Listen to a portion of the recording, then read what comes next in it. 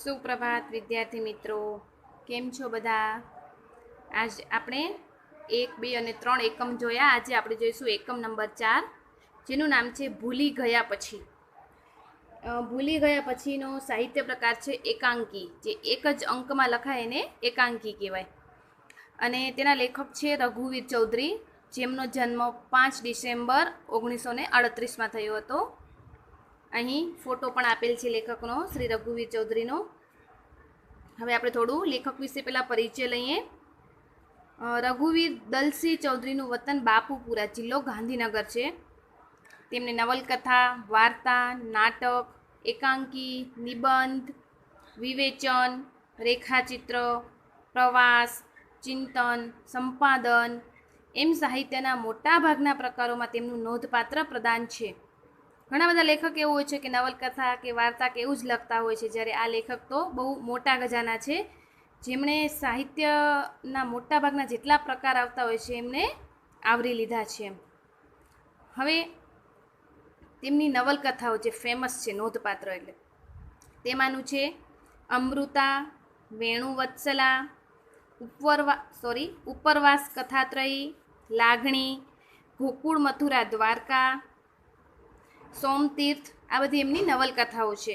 જ્યારે આકસ્મિક સ્પર્શ, નંદીઘર, પ્રાણ પ્રતિષ્ઠા, આ બધા એમના નોંધપાત્ર વાર્તા સંગ્રહો છે. જ્યારે અશોકવન, ઝુલતા મિનારા, સિકંદર સાની, નાટક અને ડીમલાઇટ, આ બધા નાટક છે એમના. ડીમલાઇટ, ત્રીજો પુરુષ, આ બધા એના એકાંકી છે. સહસની ભવ્યતા અને તિલક એ એમના રેખાચિત્રના પુસ્તકો છે. અને તેમને કયા કયા એવોર્ડ મળ્યા છે? તો તેમને રણજીતરામ સુવર્ણચંદ્રક, ગુજરાતી સાહિત્ય અકાદમી એવોર્ડ અને સાહિત્ય અકાદમી દિલ્હીનો એવોર્ડ, દર્શક એવોર્ડ તથા સાહિત્ય માટેનો સર્વોચ્ચ રાષ્ટ્રીય જે જ્ઞાનપીઠ પુરસ્કાર એનાયત થયેલા છે. આપણા સાહિત્યનો સૌથી રાષ્ટ્રીય સર્વોચ્ચ પુરસ્કાર છે જ્ઞાનપીઠ પુરસ્કાર, જે એમને એનાયત કરવામાં આવે છે, એટલે કે એમને મળેલ છે. હવે આપણે આ એકાંકીનું થોડું ટૂંકમાં જોઈએ તો ભૂલી ગયા પછી એકાંકીનો વિષય છે મનીષા અને નરેન નામના બે પાત્ર છે ને, એમના સંબંધનો વિચ્છેદ થાય છે, એટલે કે સંબંધ તૂટી જાય છે. અને તે પછી ફરી તેમના બંધાતા સંબંધની ઘટના છે. આની અંદર પહેલાં બંનેના સંબંધ તૂટી જાય છે અને ત્યારબાદ પાછા એમના સંબંધ જોડાઈ જાય છે. તો એના વિશે થોડી એમાં વાર્તા આપેલ છે, એવી એ ઘટના આપવામાં આવેલી છે. પછી મનીષાના પિતા એ તેમની પુત્રીની જે ક્ષમતા હોય છે એ પારખી શક્યા નથી. આના કારણે મનીષા અને નરેનના લગ્ન થઈ શકતા નથી. પણ તેમ છતાં બંનેનો પ્રેમ એકદમ આમ યથાવત રહે છે. તો મનીષાની ક્ષમતાનો પરિચય ત્યારે આબુના પર્વતારોહણ ઉપર જાય છે, ત્યારે બધાને ત્યાં થાય છે. એ વખતે મનીષા છે એ કુટુંબને રીંછના પંજામાંથી બચાવે છે. તેનું આ જે પરાક્રમ છે સૌને એકદમ આમ નવાઈ પમાડે એવું લાગે છે. અને આ ઘટના છે મનીષા અને નરેનને પાછું એક કરવાનું નિમિત્ત બને છે. વિચ્છેદ થયા પછી પાછા બંને જોડાય છે. પિતા છે જે મનીષાના, એ દીકરીના પરાક્રમથી એકદમ આમ ભાવ વિભોર થઈ જાય છે અને બસ સ્ટેશન ઉપર તેને ઊંચકી અને સૌ પેસેન્જરની સમક્ષ પોતાના હર્ષને ગર્વની લાગણી અનુભવે છે કે મારી દીકરી આવું સરસ કામ કર્યું એમ. અને અંતમાં સૌને શું કરે છે? મીઠાઈ ખવડાવી અને મનીષા અને નરેનને ભવિષ્યમાં તેઓ આવો જ પ્રેમસર એનો ધ્વજ ફરકાવતા રહે એવા આશીર્વાદ આપે છે. અને આવી રીતે બંનેના ફરી લગ્ન થાય છે. એટલે એકાંકીની અંદર આમ સંવાદની થોડી ગૂંથણી પણ એવી સરસ છે. પછી એમાંથી પ્રગટ થતું રહસ્ય અને પાત્રોનો ક્રમશઃ પરિચય આવતો રહેશે. અને એનો અંત પણ એકદમ સુખદ છે, ખૂબ જ સરસ અંત છે. તો લેખકે અહીં નારી શક્તિને ઉજાગર કરી છે આ એકાંકીની અંદર. તો હવે આપણે એકાંકીને જોઈએ. તો આ એકાંકીમાં સૌપ્રથમ પાત્રો આપેલ છે: સલોની, નરેન, મનીષા, કનોજ, આનંદ અને વિરાટ. પોતે ક્રમશઃ એકદમ સ્ટેપ બાય સ્ટેપ બધા પાત્રો આવતા જશે. તો સૌપ્રથમ સ્ટાર્ટિંગ થાય છે: આબુ પર પર્વતારોહણ શિબિરમાં આવેલા સલોની અને કનોજ ખભે દોરડા ભરાવી સ્ફૂર્તિથી ચાલ્યા આવે છે. એમની વચ્ચે આ ત્રણ વાતો થાય છે. તો એક વાત કઈ થાય છે કે બાળપણના સ્નેહી નરેનને જોઈને મનીષા ભાષણ કરતાં અટકી ગયેલી. બાળપણની અંદર નરેન અને મનીષા બંને સાથે હોય છે તો અચાનક એ મનીષા છે નરેનને જોઈને એનું જે બોલવાનું હોય છે બંધ થઈ જાય છે. પછી બીજી વાત થતી હોય છે, અકસ્માતો નડવા છતાં એણે હિમાલય શિખરો સર કરેલા. અને ત્રીજી વાત થાય છે, ગઈકાલે એણે એક કુટુંબને રીંછ સામે રક્ષણ આપી બચાવી લીધું. એ વિશે વાતચીત થાય છે. એ બંને હવે વન અધિકારી નરેનના નિવાસે આવી પહોંચ્યા છે. અહીં કોણ એ બને? તો સલોની અને કનોજ. હા, હવે સલોની કહે છે, નરેનભાઈ, ગઈકાલે ચારેકના અરસામાં તમે ભરત ટેન્ક પાસે થઈને પસાર થયા હતા.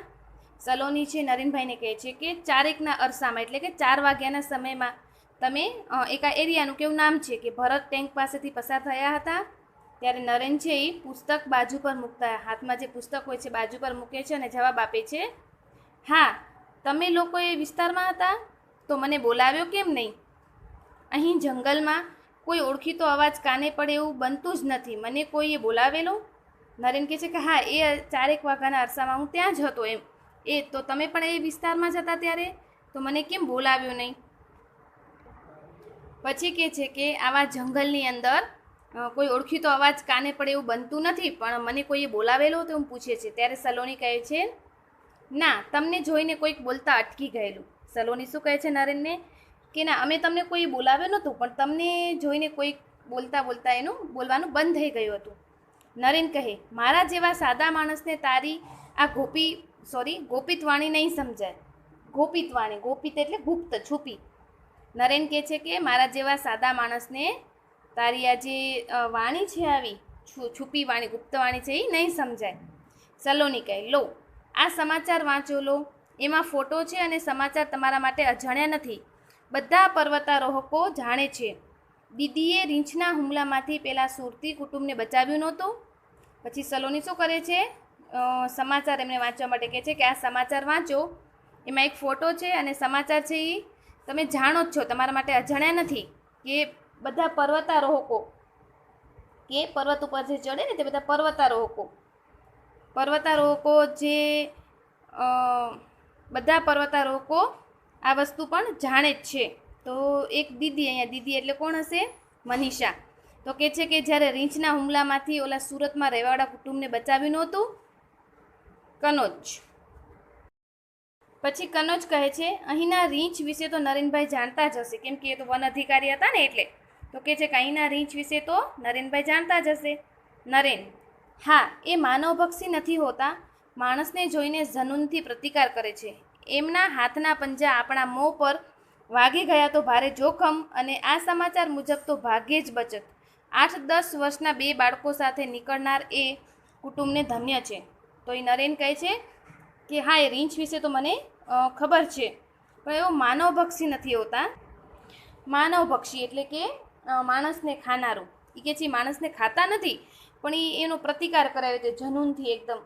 તો કેવી રીતે પ્રતિકાર કરે? કે જો એમના હાથના જે પંજા છે એ આપણા મોઢા ઉપર આપણને વાગી જાય તો એનું જોખમ પણ બહુ હોય છે. પણ આ સમાચાર તો એમ કે આ ભાગ્યે જ બચે આની અંદર માણસ કોઈ પણ એમ. તેમ છતાં પણ આ જે કુટુંબ છે એને ધન્ય છે કે 8-10 વર્ષના 2 બાળકો સાથે લઈ અને તેઓ ત્યાં નીકળ્યા હતા એ જગ્યાએથી. કનોજ, કદાચ રસ્તો ભૂલ્યા હશે અથવા અમારી ટુકડીને દૂરથી જોઈને ટૂંકો રસ્તો લીધો હશે. કનોજભાઈ કહે છે કે કદાચ એ જે સુરતી પરિવાર છે એ કદાચ તો રસ્તો ભૂલી ગયા હશે, અથવા તો અમારી જે બધી ટુકડી એટલે ટીમ જાય છે એને દૂરથી જોઈને એમને પણ એમ થશે કે આ ટૂંકો રસ્તો છે, શોર્ટકટ છે, તો ત્યાંથી જઈએ એમ. સલોની કહે છે, એમને ખબર હતી કે અહીં કોચ તરીકે સેવાઓ આપતા બહેન સુરતના છે, મનીષા દેસાઈ. પછી સલોની કહે છે કે કદાચ એ પરિવારને ખબર હશે કે અહીંયા જે સેવા આપે છે બેન કોચ તરીકે, કોચ એટલે તાલીમ આપનાર, તો એમને કદાચ ખ્યાલ હશે કે અહીં તાલીમ આપનાર બેન છે સુરતના, જેમનું નામ છે મનીષા દેસાઈ. નરેન ધીમેથી કહે છે, મનીષા? સુરત? એટલે એને પ્રશ્ન જ થાય છે એવું કે ધીમેથી બોલશે, મનીષા અને સુરત? ખેર, જે હોય તે સારું થયું. આ સમાચાર છપાયા તેથી લોકો જરા સંભાળીને ફરશે. કહે છે કે મનીષા સુરત આવા પ્રશ્નો થાય છે, પણ પછી કહે છે કે જે હોય તે સારું થયું. કે આવા સમાચાર છાપામાં છપાઈ ગયા તો હવે માણસો છે એ થોડા સંભાળીને અહીં ફરશે. પછી સલોની કહે છે, આમાં પણ તમને કશું રોમાંચક ન લાગ્યું? સલોની એમ પૂછે છે કે તમને આમાં કાંઈ રોમાંચક એટલે કે રૂવાડા ઊભા કરી દે તેવું. તો કે તમને આવું એમાં કાંઈ રૂવાડા ઊભા કરી દેવું ન લાગ્યું? નરેન કહે, તું કેમ આજે આ બધું આ રીતે પૂછે છે શું સલોની? નરેન એકદમ એને પૂછે છે કે તું આવી રીતે બધું મને કેમ પૂછે છે, શું વાત છે સલોની? સલોની કહે છે, એ જ કે હું પૂછું છું એ બધું એડે જાય છે. તમે આવા શુષ્ક ક્યાંથી થઈ ગયા? મમ્મી તો કહેતી હતી કે મામાના નરેનભાઈ મોટા કવિ થશે. કહે છે કે નૈસર્ગિક સૌંદર્ય પાછળ તમે ગાંડા હતા, તેથી તો ફોરેસ્ટ ઓફિસરની તાલીમ લીધેલી.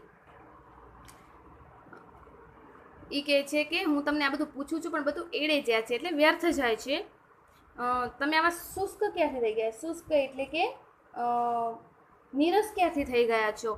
કે છે સલોની કે મારા મમ્મી તો એવું કહેતા કે મામા છે એમનો જે ભાઈ છે નરેન, એ તો મોટા થશે ત્યારે મોટા કવિ બનવાના છે. અને નૈસર્ગિક સૌંદર્ય એટલે આ જે પ્રકૃતિનું સૌંદર્ય પાછળ તમે જે ગાંડા હતા તેથી તો તમે આ ફોરેસ્ટ ઓફિસરની પણ તાલીમ લીધી હતી, એટલા માટે જ. નરેન કહે, એમાં તથ્ય હશે, પણ મારી રીતે કહું તો હું માનવ હૃદયના સૌંદર્ય પાછળ ગાંડો હતો. પ્રકૃતિ એની બાય છબી હતી, પણ જીવનમાં એક અણધારી ક્ષણ આવી ઊંડો આઘાત કરી ગઈ. મૂળ વસ્તુ ગુમાવ્યા પછી એની બાય છબીનો આ નૈસર્ગિક સૌંદર્યનો પણ એટલો મહિમા ન રહ્યો. હવે માત્ર નોકરી કરું છું, અલબત્ત નિષ્ઠાથી. તો નરેન કહે છે એમાં તથ્ય એટલે હકીકત હશે, કે છે એમાં હકીકત હશે, પણ કહે છે કે હું જો મારી રીતે કહું તો હું પ્રકૃતિના સૌંદર્ય કરતાં પણ જે માનવનું હૃદયનું સૌંદર્ય પાછળ ગાંડો હતો, એટલે કે એ મનીષાના પ્રેમમાં ગાંડો હતો એમ. તો પ્રકૃતિ તો એની બાય છબી હતી. બાય એટલે બહારની, છબી એટલે તસવીર. પ્રકૃતિ તો એની બહારની તસવીર હતી, પણ એના જીવનમાં એક અણધારી ક્ષણ આવી ગઈ, એકદમ કોઈ દિવસ ધાર્યું નહીં એવી, અને એના કારણે હું એકદમ ઊંડો આઘાત મને લાગ્યો. અને જે મૂળ વસ્તુ ગુમાવી એના પછી આ જે બહારની તસવીર છે એટલે આ નૈસર્ગિક સૌંદર્ય છે એનો પણ એટલો મહિમા ન રહ્યો, એટલે એનામાં પણ બહુ રસ ન રહ્યો પ્રકૃતિમાં પણ. કહે છે હવે હું માત્ર નોકરી કરું છું પણ અલબત્ત નિષ્ઠાથી. નોકરી કરું છું પણ એકદમ નિષ્ઠાથી કરું છું.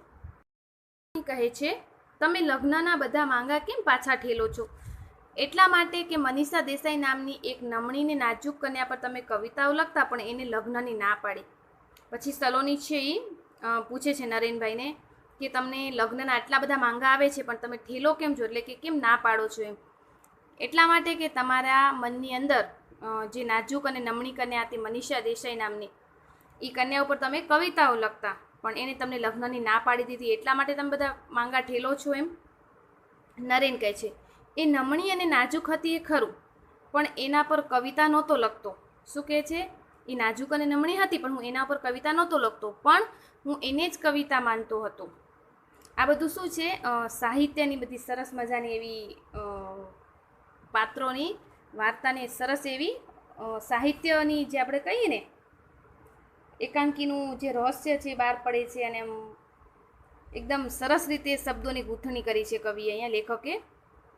તો શું કહે છે કે હું કવિતા નહોતો લખતો પણ એને જ હું કવિતા માનતો હતો. અને બીજું, એને ના નહોતી પાડી લગ્નની.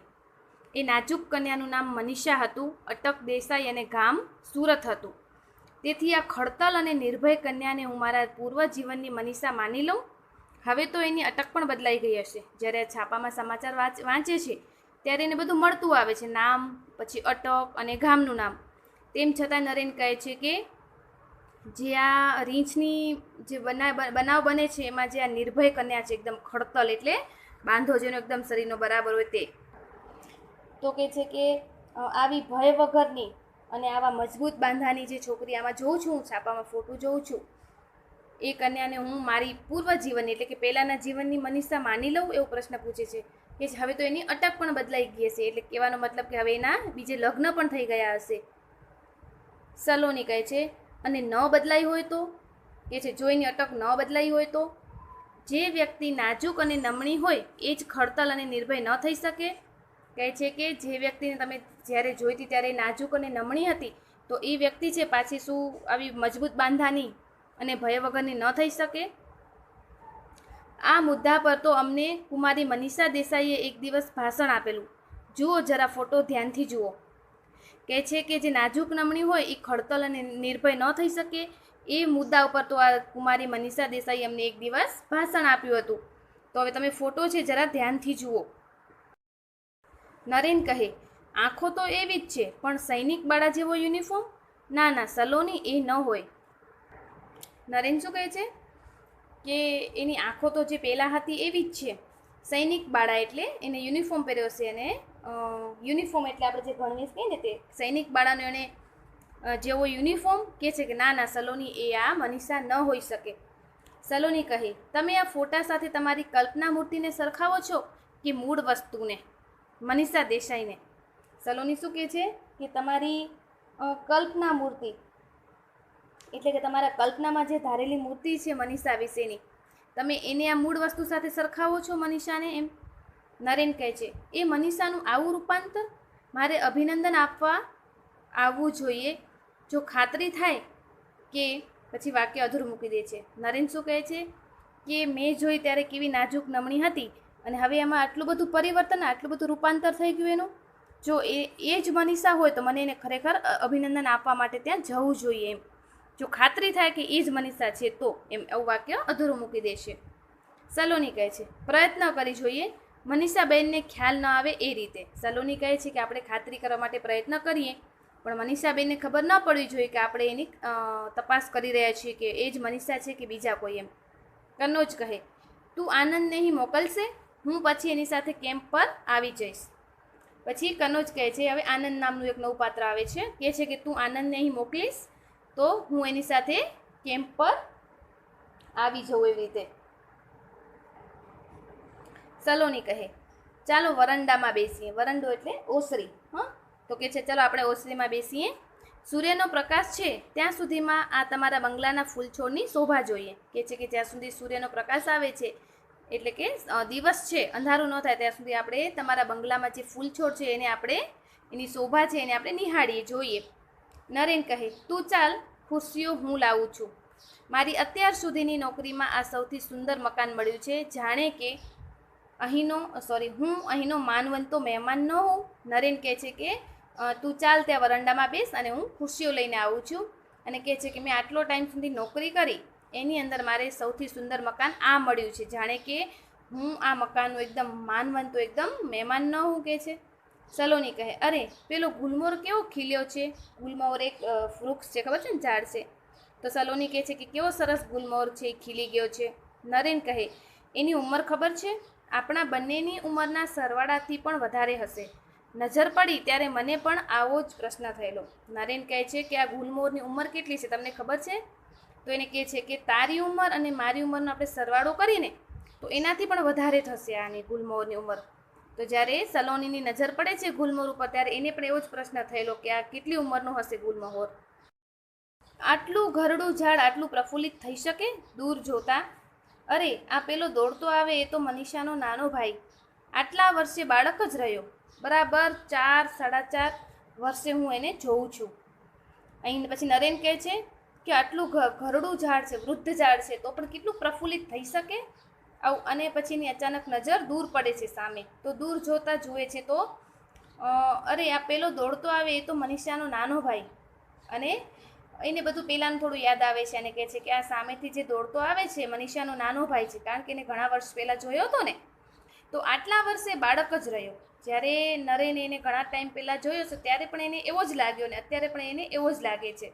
નરેન કહે છે બરાબર 4 કે 4.5 વર્ષે હું એને જોઉં છું. સલોની કહે, હવે કંઈ બાકી છે ખાતરી કરી લેવામાં? કેમ કે નરેનભાઈ છે એ મનીષાના ભાઈને દૂરથી પણ ઓળખી જાય છે. એટલે સલોની કહે છે કે હવે કાંઈ એ જ મનીષા દેસાઈ છે, હવે એની કાંઈ ખાતરી કરવામાં કાંઈ બાકી નથી રહેતું. એમ બાકી રહે છે કાંઈ પૂછે છે. નરેન કહે છે હા, મૂળ વસ્તુ મનીષાનું મન. નરેન કહે છે હા, ખાતરી કરવામાં બાકી છે. શું બાકી છે? મૂળ વસ્તુ. મૂળ વસ્તુ કઈ છે? કે મનીષાનું મન, કે મનીષા એને હજી પણ અત્યારે પ્રેમ કરે છે કે નહીં પહેલાંની જેમ. સલોની કહે છે તમને દૂરથી જોતા જ જેની વાણી ખોવાઈ ગયેલી, તેના મન વિશે બાતમી આપનાર મારાથી ચડિયાતું તમને મળવાનું નથી. એ તમને ચાહે છે, એના પ્રેમમાં એનું આ શૌર્ય જાગ્યું હશે. સલોની કહે છે કે નરેનને દૂરથી જ જ્યારે જુએ છે ત્યારે એનું બોલવાનું બંધ થઈ જાય છે મનીષાનું, અને એના વિશે બાતમી આપનાર, બાતમી એટલે કે એના વિશે સમાચાર કે ખબર આપનાર, મારાથી ચડિયાતું તમને કોઈ મળવાનું નથી, સલોની કહે છે. એ તમને હજી પણ ચાહે છે, તમને હજી પણ પ્રેમ કરે છે, અને એ પ્રેમના જ કારણે એનું આ શૌર્ય છે એમાં જાગ્યું હશે, જે આટલી બધી વીરતા છે એમાં જાગી હશે. નરેન કહે છે શક્ય છે, આવ આનંદ કેમ આમ દોડતો આવ્યો? આ આનંદ કોણ છે? મનીષાનો ભાઈ છે. હા, નરેન કહે છે કે કદાચ શક્ય હોઈ શકે એવું કે પ્રેમના કારણે જેમાં એ શૌર્ય જાગ્યું હોય એમ, અને મારા પ્રત્યે એને હજી પણ પ્રેમ અને લાગણી હોય. તો કહે છે કે આવ આનંદ, દોડતો આવે છે ને આનંદ, તો એને આવકારે છે અને કહે છે કે કેમ તું આમ દોડતો આવ્યો? સલોની કહે અહીં આવ્યા પછી એ ચાલવાનું ભૂલી ગયા છે, બસ દોડે જ છે. સલોની શું કહે છે કે આનંદ છે જ્યારથી અહીં આવ્યો છે ત્યારથી એ તો ચાલવાનું ભૂલી ગયો છે, જ્યારે જોઈ ત્યારે એ દોડતો જ હોય છે. આનંદ કહે આજે તો કારણ પણ હતું, કે છે આજે તો દોડવાનું કારણ પણ હતું. તો શું કારણ હતું? કનોજે કહ્યું કે મને અહીં બોલાવ્યો છે. કનોજ કહે છે કે આનંદ તને અહીં બોલાવ્યો છે સલોની અને નરેન એમ, તો તમને મળીને પાછું બસ સ્ટેશન જવું છે મારે. કે છે કે નરેન અને સલોનીને મળી અને મને પાછું બસ સ્ટેન્ડ જવાનું છે. શા માટે? કે તાર હતો, પહેલાંના જમાનામાં તાર આવતા ટેલિગ્રામ દ્વારા, જેમ આપણે પોસ્ટમાં મૂકીએ ને રીતે તાર હતો. તો કે છે એમાં તાર દ્વારા સમાચાર મળ્યા છે કે પપ્પા આવવાના છે, એટલે હું અને દીદી, અહીંયા દીદી કોણ? મનીષા, હું અને દીદી એમને લેવા જતા હતા, ત્યાં કનોજે અમારી કાર રોકી અને એ મારી જગાએ ગયો. શું કહે છે કે કનોજ છે એ હું અને મારા દીદી છે પપ્પાને બસ સ્ટેન્ડે લેવા જવાના હતા, પણ કનોજે મને તમારી પાસે મોકલ્યો, અને કનોજ અને દીદી એટલે કે મનીષા પપ્પાને ત્યાં લેવા ગયા. નરેન કહે પણ તારા પપ્પા આમ એકાએક? નરેન પૂછે છે કે તારા પપ્પા કેમ અચાનક અહીંયા આવે છે આવી રીતે? આનંદ કહે આ મનીષાના પરાક્રમ વિશે છાપામાં વાંચ્યું હશે, અભિનંદન આપવા પધારતા હશે. કે છે કે આ મનીષાનું જે રીંછનું સુરતી કુટુંબને બચાવ્યું એ પરાક્રમ વિશે છાપામાં વાંચ્યું હશે, એટલે એમને અભિનંદન એટલે કે શાબાશી આપવા માટે આવતા હશે, પધારતા હશે એટલે આવતા હશે. નરેન કહે મનીષા કોણ? નરેન આમ આશ્ચર્યથી પૂછે છે મનીષા કોણ? કેમ કે પૂછે છે ને મનીષાના પરાક્રમ વિશે. તો આનંદ કહે તમે પૂછો છો મનીષા કોણ? એની હાજરીમાં આવો પ્રશ્ન ન કરતા, નહીં તો એ આત્મહત્યા કરશે. આનંદને બધી ખબર હતી એટલે કે છે હે તમે આવું પૂછો છો કે મનીષા કોણ? જ્યારે મનીષા હોય ત્યારે તમે આવો પ્રશ્ન ન કરજો, ને તો એ તો આત્મહત્યા કરી લેશે, એટલે કે આપઘાત કરી લેશે. નરેન કહે અત્યાર સુધી જીવી છે તો હવે કદાપી એવું ન કરે. નરેન કહે છે કે અત્યાર સુધી જીવી ગઈ છે તો હવે આત્મહત્યા એ ન કરે. આનંદ કહે દીદીનું ભલું પૂછ્યું, અહીંના ઊંચામાં ઊંચા શિખર પર જઈને કૂદે, જેને કાજે આવું આકરું તપ કરીને સિદ્ધિ મેળવી, એ પૂછે છે કે મનીષા કોણ? તો પછી આનંદ કહે છે કે મારી દીદી મનીષાનું ભલું પૂછ્યું, એનું કાંઈ નક્કી નહીં, અહીંયા આટલા બધા ઊંચામાં ઊંચા જે શિખર છે એના ઉપર જઈને પણ એ કૂદી પડે, કેમ કે જેને કાજે એને આવડું તપ કર્યું, આકરું તપ કર્યું અને આટલી સિદ્ધિ મેળવી, જેને કાજે એટલે નરેન માટે એને. ને પછી તમે એમ પૂછો કે મનીષા કોણ? તો એને તો દુઃખ લાગવાનું છે ને. નરેન કહે ખરેખર હું તો ભૂતકાળ બાદ કરીને જીવતો હતો. નરેનને વિશ્વાસ નથી હતો કે સાચે એને કે મારા માટે કરીને આટલું બધું આકરું તપ કર્યું અને આટલી પ્રસિદ્ધિ મેળવી એને. તો એ કહે છે હું તો ભૂતકાળને હવે બાદ કરી નાખ્યું છે મારા જીવનમાં, મને તો એવું જ છે કે હવે મનીષાના બીજી જગ્યાએ લગ્ન થઈ ગયા છે. આનંદ કહે મનીષા યાદ કરીને જીવતી હતી, ખરેખર તો એમ કહેવું જોઈએ કે ભવિષ્ય માટે જીવતી હતી. આનંદ છે મનીષાનો ભાઈ છે એટલે એને મનીષા વિશે બધી ખબર છે. તો એ નરેનને કહે છે કે મનીષા છે એ આવી રીતે તમને યાદ કરીને જીવતી હતી, અને જો સાચું કહું તો એ પોતાના ભવિષ્ય માટે જ જીવતી હતી. પપ્પાએ તમારી સાથે એની સગાઈની ના પાડી, એનો આઘાત સમજવાની ત્યારે મારી ઉંમર ન હતી. આનંદ કહે છે કે જ્યારે પપ્પાએ તમારી સાથે સગાઈ કરવાની ના પાડી ત્યારે એને જે આઘાત લાગ્યો હતો, પણ એ આઘાત સમજવાની મારી ઉંમર ત્યારે હતી નહીં, હું નાનો હતો. છતાંય મેં એની તરફેણમાં દલીલ કરી હતી. છતાં મેં કે દીદીના સગાઈ આ રીતે કરી દેવો, એ રીતે મેં મારા પપ્પા સાથે દલીલ કરી હતી. પપ્પાએ મને કહેલું જા મનીને કહે કે એક ઘરોડી પકડી લાવે, તુરંત હા પાડી દઉં. એમની વાત સાચી હતી. શું કહે છે ત્યારે મારા પપ્પા સામે મેં દલીલ કરી ત્યારે મારા પપ્પાએ મને એમ કીધું કે મની એટલે મનીષા, એ કહે છે કે તું મનીષાને જઈને કે એક ઘરોડી પકડી લાવે, જો એ પકડીને લાવે તો હું સગાઈ માટે હા પાડી દઉં. અને ત્યારે પપ્પાની વાત પણ સાચી હતી, કેમ કે મનીષા ત્યારે સુકુમાર તો હતી જ, ડરપોક પણ હતી. સુકુમાર એટલે એમ કોમળ તો હતી, પણ સાથે કેવી હતી? ડરપોક પણ હતી, બીકણ પણ હતી. પપ્પાને ખાતરી હતી કે સિંહની એકાદ ત્રાળ સાંભળીને જ મનીષા મરી જશે અને નરેન્દ્ર કુમારે વિધુરનું જીવન જીવવું પડશે. નરેન છે એ ફોરેસ્ટ ખાતામાં છે, એટલે એને રહેવું પણ આવી જગ્યામાં જોઈએ, ફોરેસ્ટ ખાતાની અંદર. તો જે આના પપ્પા છે મનીષાના, એ કહે છે કે જ્યારે એના જો કદાચ હું સગાઈ કે લગ્ન કરું નરેન સાથે મનીષાના, તો શું થાય કે ત્યાં તો જંગલમાં જ રહેવું પડે આવી રીતે. એટલે સિંહની ત્રાડ એટલે ગર્જના સાંભળીને શું થાય, મનીષા છે તો મરી જાય, એટલી ડરપોક હતી. અને એના કારણે નરેન્દ્ર કુમારને શું થવું પડે? વિધુરનું જીવન જીવવું પડે. વિધુર એટલે જેની પત્ની મૃત્યુ પામેલી, એને એ માણસને વિધુર કહેવાય. પણ હવે આખી વાત બદલાઈ ગઈ છે. પપ્પા ઘણા વખતથી તમારું સરનામું શોધતા હતા, એ મનીષા પાસેથી જાણશે તો સીધા અહીં જ આવશે. શું કહે છે આનંદ? કે ત્યારે પપ્પાએ એવું વિચાર્યું હતું કે સિંહની એક ગર્જના સાંભળીને મનીષા તો મરી જાય, જેના કારણે નરેન્દ્ર કુમાર, અહીં જે નરેન છે કે છે નરેન્દ્ર કુમારને વિધુર જેવું જીવન જીવવું પડે. પણ હવે આખી વાત છે એ બદલાઈ ગઈ છે. ત્યારે મારા પિતાજી આવું કહેતા હતા, પણ હવે પપ્પા તો ઘણી વખતથી તમારું સરનામું શોધતા હતા, આ બધું મનીષાની આવી બધી સિદ્ધિઓ જોઈને. અને જો મનીષા પાસેથી એને ખબર પણ પડશે કે તમે અહીં છો, તો એ સીધા અહીં જ આવશે, તમારી પાસે જ. નરેન કહે છે આ બધું માન્યમાં આવે એવું નથી, વધુ પડતું સારું લાગે છે, જેને માટેની મારી યોગ્યતા મેં કદી કલ્પી પણ ન હતી. નરેન કહે છે કે આ બધું જે બને છે અત્યારે, આ ઘટના બધી, તારી જે બધું વાતો કરે છે બધું, એ મને માનવામાં આવે એવું નથી, પણ તેમ છતાં મને ખૂબ જ સારું લાગે છે કે જેને માટે મારી યોગ્યતા મેં કદી કલ્પી પણ ન હતી, કલ્પના પણ ન કરી હતી. ત્યાં તો જીપનું હોર્ન સંભળાય છે, એટલે ત્યાં એના પિતાજી આવે છે, જીપનું હોર્ન સંભળાય છે. આનંદ કહે છે દીદી હોર્ન વગાડતી લાગે છે, હું જાઉં. કહે છે કે દીદી છે એ ગાડીનું હોર્ન વગાડે છે, તો હું ત્યાં જાઉં. નરેન કહે ખરેખર તો મારે જવું જોઈએ, પણ જો એ અહીં આવવા માંગતા ન હોય તો કહેજો કે કાલે સવારે અભિનંદન આપવા કેમ્પ પર આવીશ. નરેન શું કહે છે? ખરેખર તો મારે પણ ત્યાં જવું જોઈએ, પણ જો એના દીદી અને એના પપ્પા જો અહીં આવવા માંગતા ન હોય તો એને એમ કહેજો કે કાલે સવારે હું એમને અભિનંદન આપવા માટે ત્યાં કેમ્પ પર આવીશ. જે લોકો કેમ્પ બાંધીને હોય ને ત્યાં રહેતા હોય ત્યાં. સલોની કહે 5 વાગે અમે તાલીમ માટે નીકળી જઈએ છીએ. નરેન કહે અને 10:30 આવી જાઓ છો?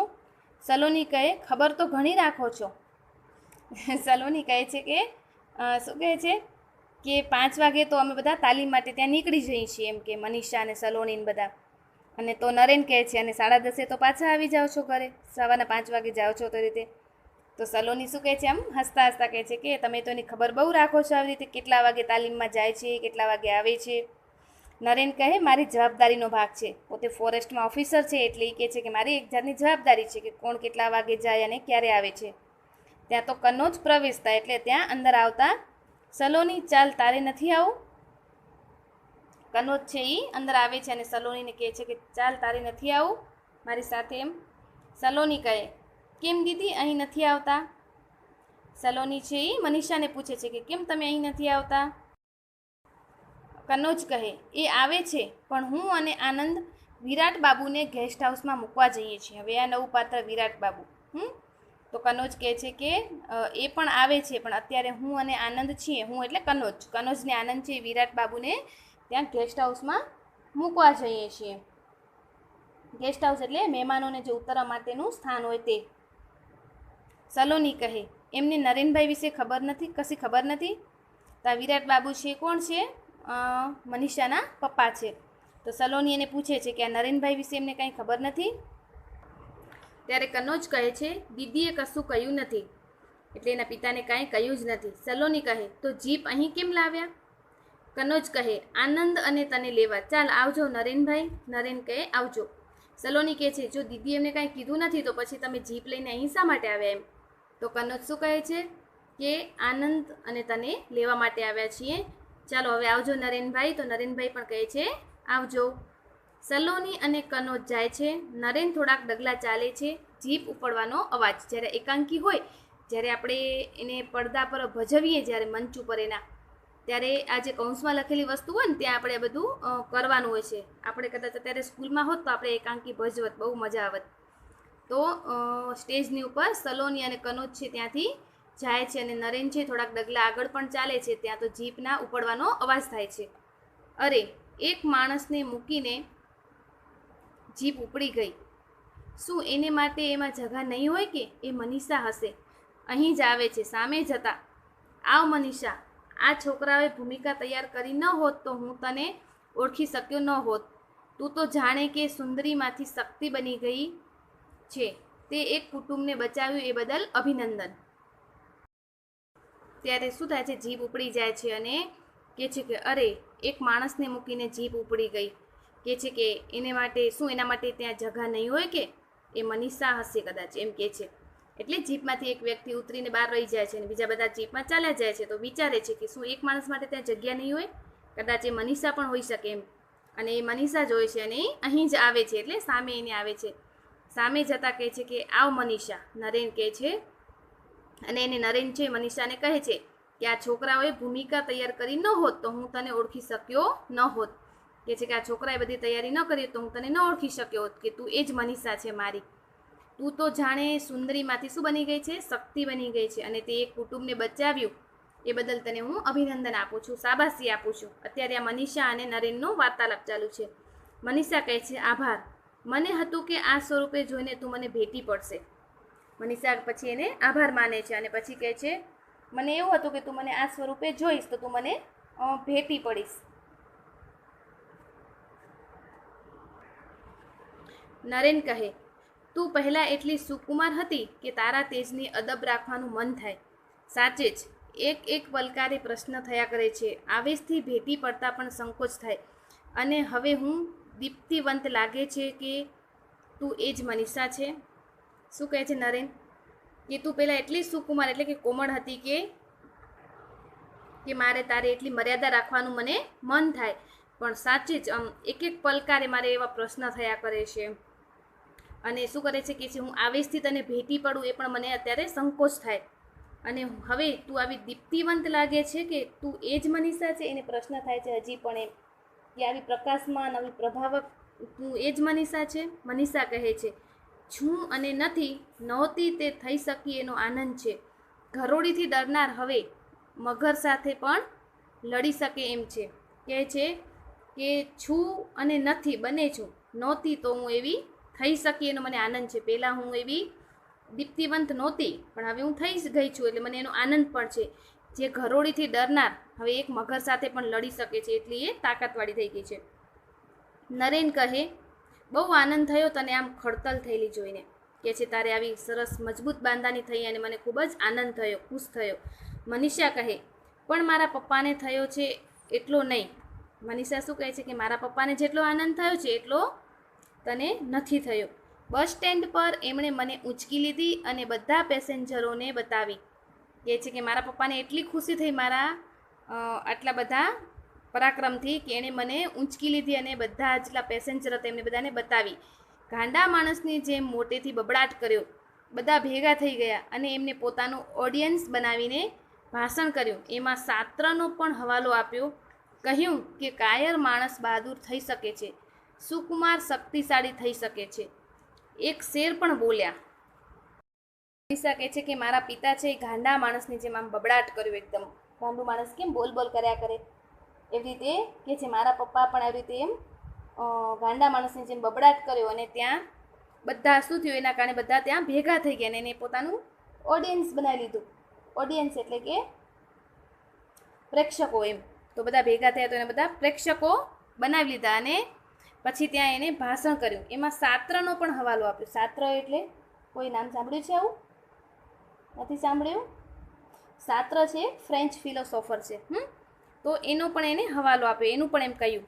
શું કહ્યું કે કાયર માણસ છે એ બહાદુર થઈ શકે છે, ડરપોક માણસ છે એ બહાદુર થઈ શકે છે, સુકુમાર છે એ શક્તિશાળી થઈ શકે છે, જે કોમળ વ્યક્તિ છે એ શક્તિશાળી પણ થઈ શકે છે. અને ત્યાં એક શેર પણ બોલે છે. ઇકબાલનો એક શેર છે खुदी को कर बुलंद इतना कि हर तकदीर से पहले, खुदी को कर बुलंद इतना कि हर तकदीर से पहले, खुदा बंदे से खुद पूछे बता तेरी रज़ा क्या है. ખુદા બંદે સે ખુદ પૂછે બતા તેરી રઝા ક્યા હૈ. ખૂબ જ સરસ શેર કીધું કે પોતાને એટલું આપણે આગળ વધાવીએ કે આપણી નસીબથી પહેલાં પણ ભગવાન આપણને પૂછે કે હવે તારી શું મરજી છે, એમ હવે તારે શું જોઈએ છે, તારી શું મરજી છે. ત્યાં તો નરેનના મોઢામાંથી વાહ શબ્દ નીકળી જાય છે. કે છે હું ત્યાં હાજર હોત તો તારી પ્રશંસા સાંભળીને ધન્ય થઈ જત. કે છે કે તારા પપ્પાએ જે બધું ભાષણ આપ્યું ઓડિયન્સ કરીને, ત્યાં હું પણ હોત તો તારી પ્રશંસા સાંભળીને હું એકદમ ધન્ય થઈ જત. મનીષા કહે અથવા મારા પપ્પાને સીધા દવાખાને લઈ જાત. આવેશ સમી જતાં એ રડવા લાગ્યા. એ તો અમે સોગંદ દઈને જીપમાં બેસાડી દીધા, નહીં તો છાપા માટે એક બીજા સમાચાર બનત. દીકરીના પરાક્રમથી પાગલ બની ગયેલા પિતા અને એમનો આનંદ ખરેખર તો પોતે ખોટા પડ્યા તેનો હતો. શું કહે છે, ખૂબ જ સરસ એક વાત કરી દીકરી અહીંયા કે જો કદાચ મારા પપ્પાને મને સીધા દવાખાને લઈ જવા પડે. આપણે સાંભળીએ છીએ ને કે ઘણીવાર આપણે બહુ આઘાત લાગે ને કોઈ દુઃખનો, અથવા તો કોઈ આપણે કોઈ ખૂબ જ સારા સમાચાર મળે, એમ સુખની બહુ આનંદ થાય આપણને, તો પણ આપણે એકદમ આવેશમાં આવીને આપણને આપણું હૃદય બંધ થઈ જાય, હૃદય રોગનો હુમલો આવી જાય. તો કહે છે કે મારા પિતા એટલા ખુશ હતા કે મને એવું થતું હતું કે કદાચ મારા પિતાને સીધા દવાખાને લઈ જવા પડ્યા.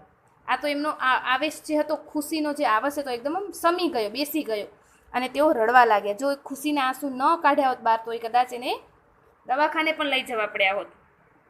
એ તો અમે બધા એને સોગંદ આપી અને એને જીપમાં બેસાડી દીધા. ને તો છાપામાં એવા સમાચાર આવત કે દીકરીના પરાક્રમથી પાગલ બનેલા પિતાનું મૃત્યુ થયું. વાક્ય અધૂરું છોડી દે છે એટલે આપણે વાક્ય સમજી જઈએ કે એનું મૃત્યુ થયું એવું.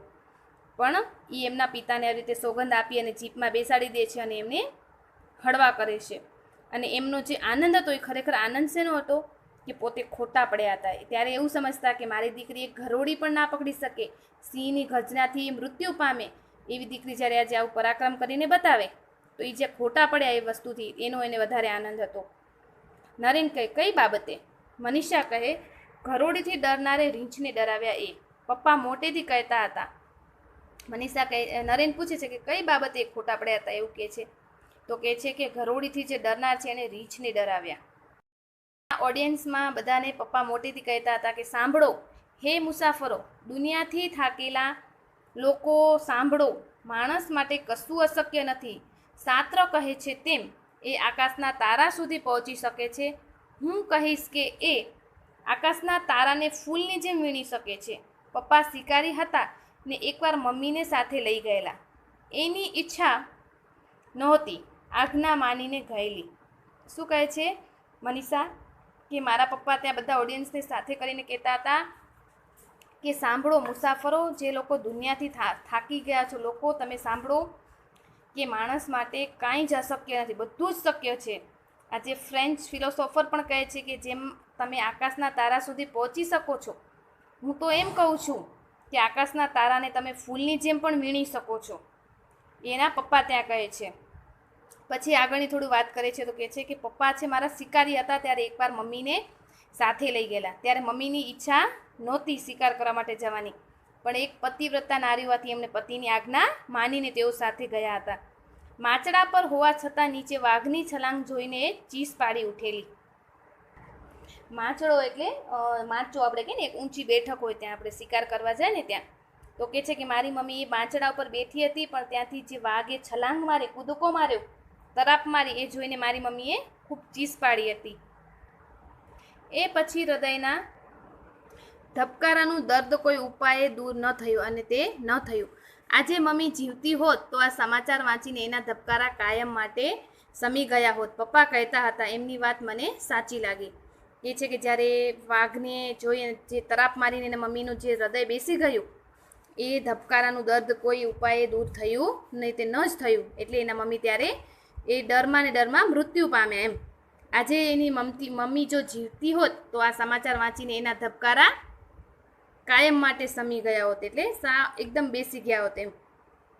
ત્યારે એની મમ્મીને થોડા આમ ધબકારા વધી ગયા હતા, આમ થોડી પ્રોબ્લેમ થઈ ગઈ.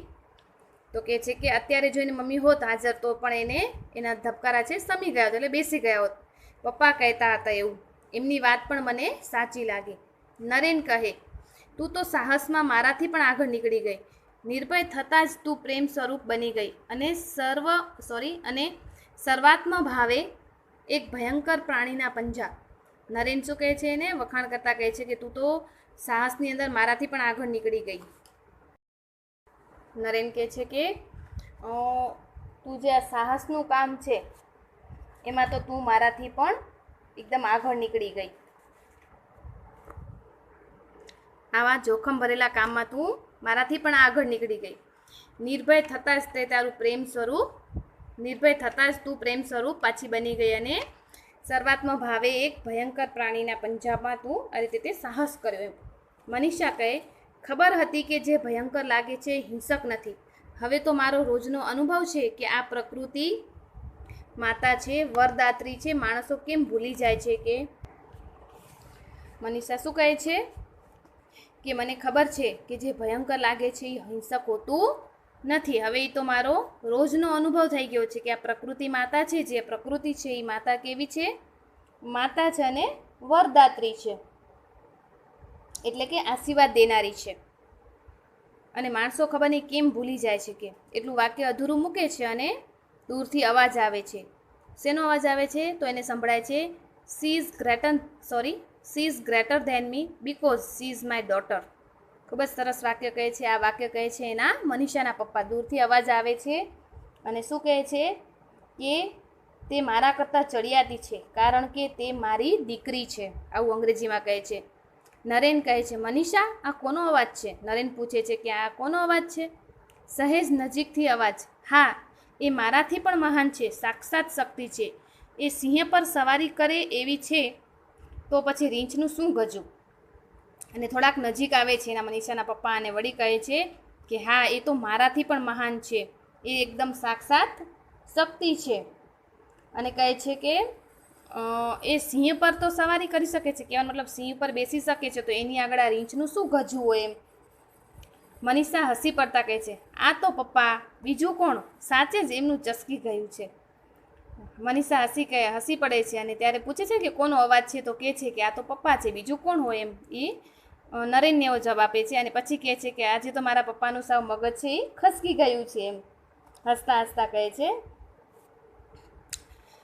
અવાજ આ વિશ્વમાં સૌથી સુખી માણસ હું છું. ઈશ્વરની ઈચ્છા હોય તો એની પાસેથી હું આખો પર્વત ખરીદી લઉં. એના પપ્પા આજે બહુ જ ગાંડા ગેલા થઈ ગયા છે અને કહે છે કે આજે આખી દુનિયામાં સૌથી સુખી માણસ હું છું અને જો ભગવાનની ઈચ્છા હોય તો આજે તો હું એમની પાસેથી આખો પર્વત જ ખરીદી લઉં એમ. વિરાટ કહે છે, નો નેવર, હું કંઈ યુધિષ્ઠિર નથી. એકે વાર શા માટે ખોટું બોલું? વિરાટ છે એ નવું પાત્ર, એ કહે છે કે નો નેવર, અંગ્રેજીના શબ્દ છે, કહે છે ના, ક્યારેય નહીં. યુધિષ્ઠિર તો પાંડવેમાં જે સૌથી મોટા ભાઈ હતા ને, ધર્મરાજા, એ તો કહે છે કે હું યુધિષ્ઠિર નથી, કે એકે વાર શા માટે મારે ખોટું બોલવું એમ. આનંદ કહે છે, યાદ કરી જુઓ, આ સજ્જનને ઓળખો છો? આનંદ છે એના મનીષાના પપ્પાને પૂછ્યો છે કે આ જે માણસ છે એમને તમે ઓળખો છો? નરેન કહે છે, નમસ્તે મુરબી, પધારો. મુરબી એટલે વડીલ. કહે છે કે નમસ્તે વડીલ, પધારો, આવું. વિરાટ કહે છે, નમસ્તે યંગમેન. વિરાટ કહે છે કે નમસ્તે યંગમેન એટલે યુવાન માણસ. કહે છે નમસ્તે યુવાન માણસ. આનંદ કહે છે, પપ્પા આ નરેન્દ્ર કુમાર છે, આબુના ફોરેસ્ટ ઓફિસર, જેમની આગળ તમે એકવાર ખોટું બોલેલા. આનંદ છે એના પપ્પાને શું કહે છે કે આ નરેન્દ્ર કુમાર છે, જેઓ આબુના ફોરેસ્ટ ઓફિસર છે, એટલે કે જંગલ ખાતાના અધિકારી છે, અને જેમની આગળ તમે એકવાર ખોટું પણ બોલેલા હતા. વિરાટ એટલે કોણ છે? એના પપ્પા. હા, મનીષાના. ઓહો, પેલો કવિ મનીષા પર કવિતા લખતો હતો એ. વિરાટ છે શું કહે છે, ઓહ, આ પેલો કવિ છે જે મનીષા પર કવિતા લખતો હતો એ. નરેન કહે, હવે કોઈના પર કવિતા લખતો નથી. ત્યાં તો નરેન કહે છે કે હવે હું કોઈના ઉપર કવિતા લખતો નથી. વિરાટ, તો મારા પર લખ, હું આજે સૌથી સુખી છું, most happy man in the universe. એક શું, બે કવિતા લખ. વિરાટ છે એકદમ ખુશ હોય છે, તો કહે છે કે ભલે તું એના મનીષા ઉપર કવિતા નથી લખતો કે કોઈના પર નથી લખતો, પણ આજે સૌથી સુખી હું છું, એટલા માટે તું મારા ઉપર કવિતા લખ. દુનિયાનું સૌથી સુખી માણસ આજે હું છું એમ, તો તું એક શું મારા ઉપર બે કવિતા લખ, એવું કહે છે. નરેન કહે છે, દુઃખી માણસ સુખી વિશે લખે તો સાચો અર્થ ભાગ્યે જ પ્રગટ થાય. નરેન શું કહે છે કે દુઃખી માણસ એટલે કોણ? પોતે દુઃખી જતા ને એટલો ટાઈમ, તો કહે છે કે જે દુઃખી માણસ છે એ સુખી માણસ વિશે લખે તો એનો સાચો અર્થ તો ભાગ્યે જ આમ પ્રગટ થાય. વિરાટ કહે છે, તને શું દુઃખ છે ભાઈ? આ મારી પરી જેવી નાજુક છોકરી તારું નામ રટી રટીને તપ કરતી રહી અને એક પછી એક શિખર જીતતી રહીને તું તારી જાતને દુઃખી માને છે? વિરાટ કહે છે કે તને શેનું દુઃખ છે ભાઈ?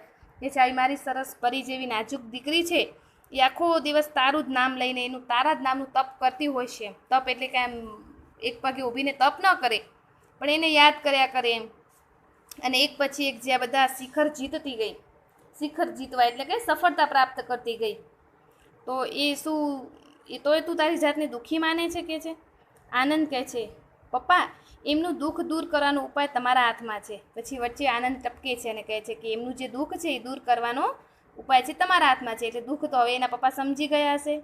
વિરાટ કહે છે શું મનીષા આ તારો તોફાની ભાઈ સાચું કહે છે? તારું મૌન સંમતિ સૂચવે છે. અલ્યા છોકરાઓ પેલી મીઠાઈ લાવો અને આનંદ તું જીપ લઈને જા, કોઈ જોશી બોસીને પકડીને ઉઠાવી લાવ.